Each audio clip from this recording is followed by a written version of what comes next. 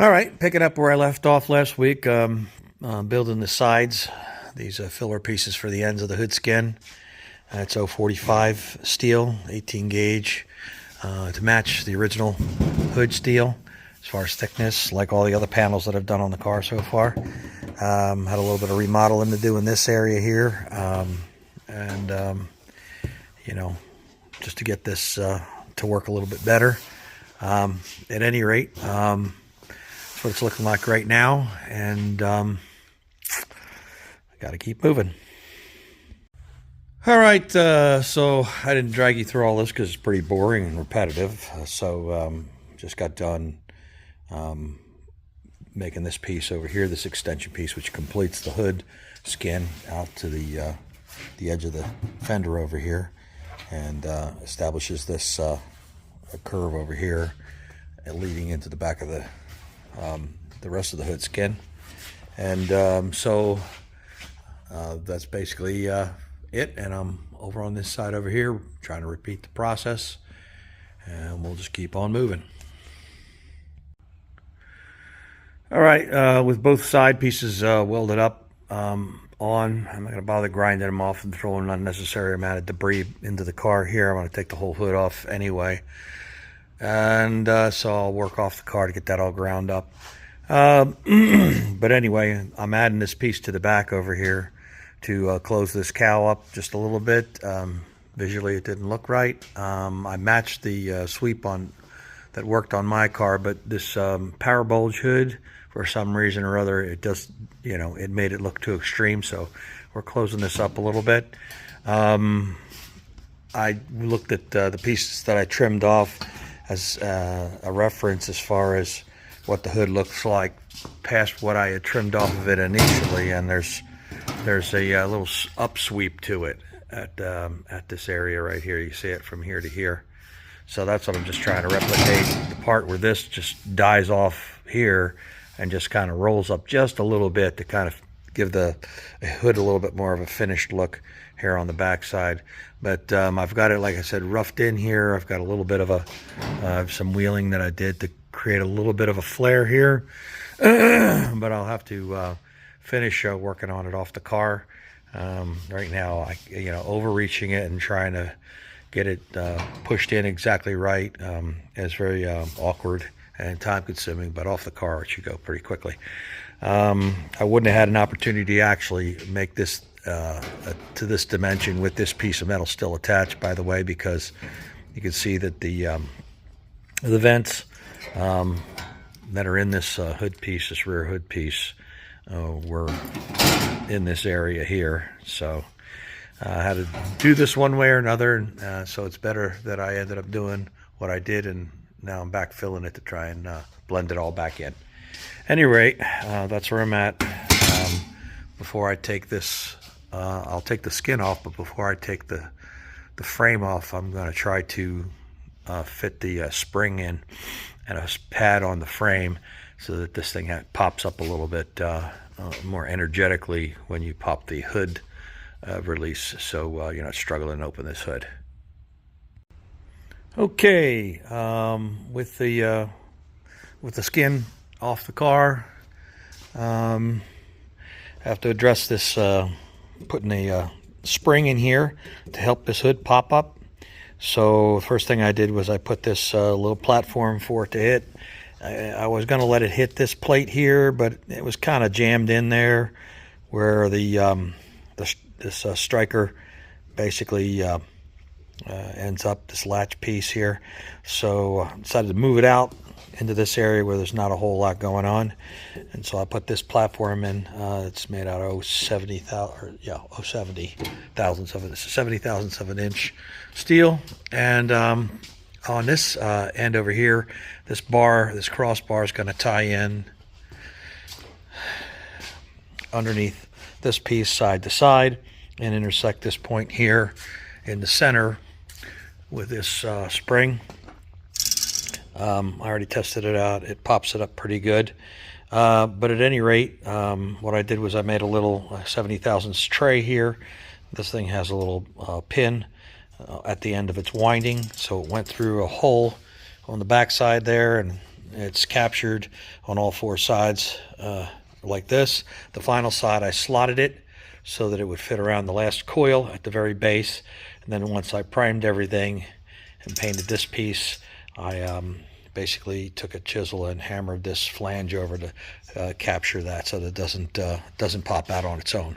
Anyway, hopefully when I'm done putting that in, that frame can come off for the last time, and I can finally start doing the body work on the bottom side of that hood frame. Lots of little details. All right, with that welded in, let's see how this works.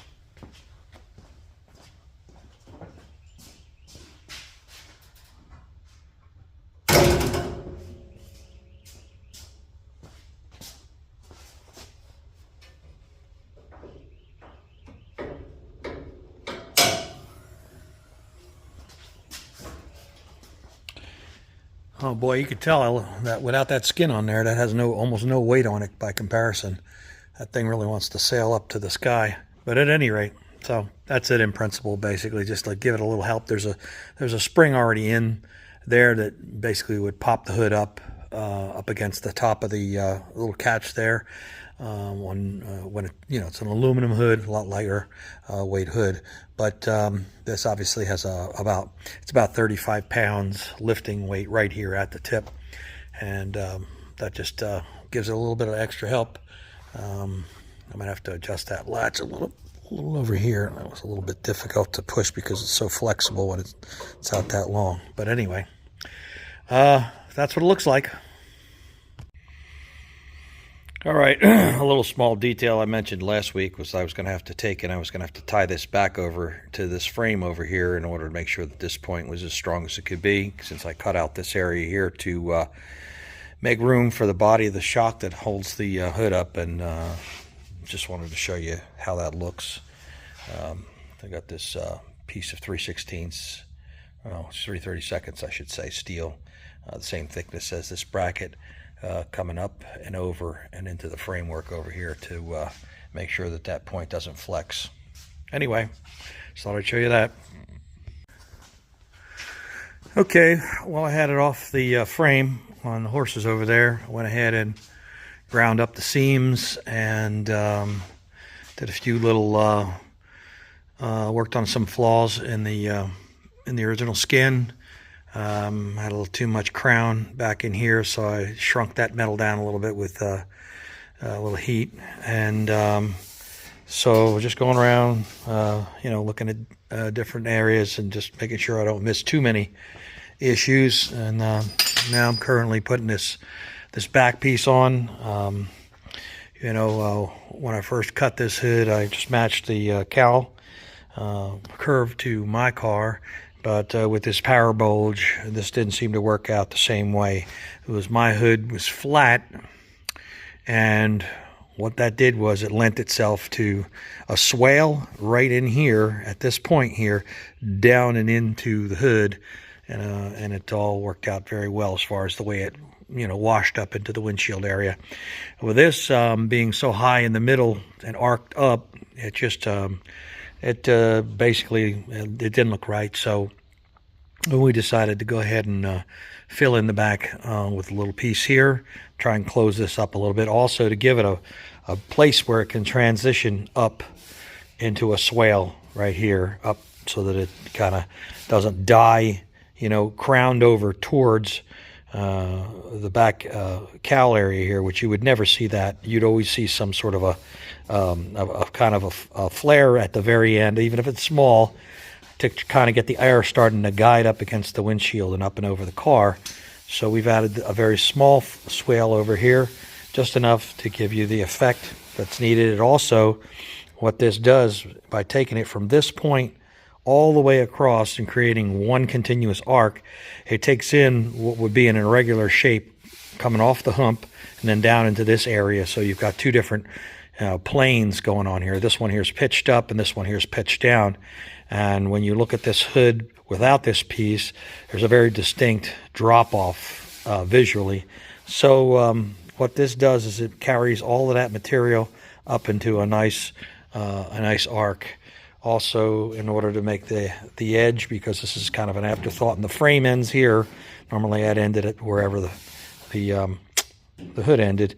Went ahead and added this 1/4-inch piece of hydraulic tubing here to finish it out so that it's a soft edge and it gives it a little more strength. This little upswell, believe it or not, adds a lot of strength to it. But this little additional piece will make it so you can lean on it when you're polishing it and you don't push it down and reverse it, because it is just sheet metal, even though it is kind of stout here. You know, without anything to make that end rigid, could be a problem. Anyway, hopefully that'll be enough, and so now I've got to weld that all up, and you get an idea what that's looking like there. A little bit of a swell. And we'll go on from here. Okay, a little bit unexpected here. I had basically when this all get pulled down in this direction, which it doesn't want to be, it wants to come out flattish in this direction. We've got this hood heading up the hill and then arcing over. It created a kind of a bubble where you could see this straight edge right here. It's just a little bit too much crown in here. It doesn't allow it to flow into this correctly.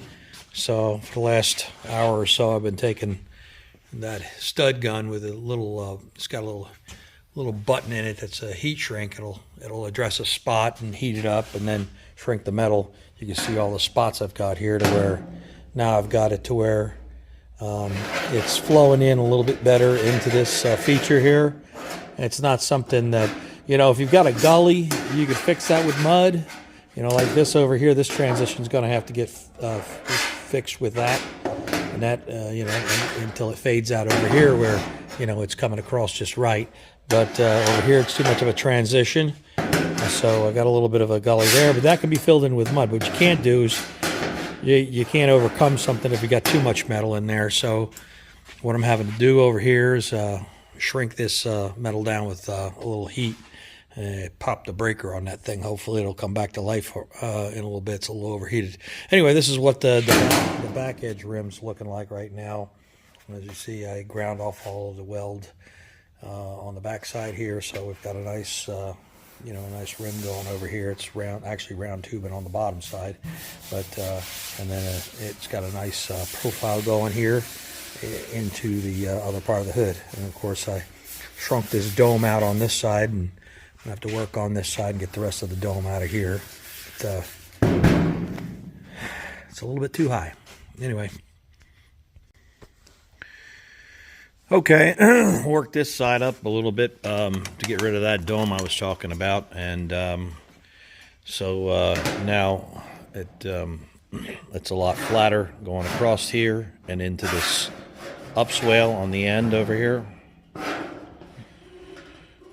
And like I said, this is just a regular stud gun that's used for putting those little, these basically these spots, these little studs, copper studs onto, for a dent puller. In other words, you put tighten a hammer onto a stud and pull a dent out.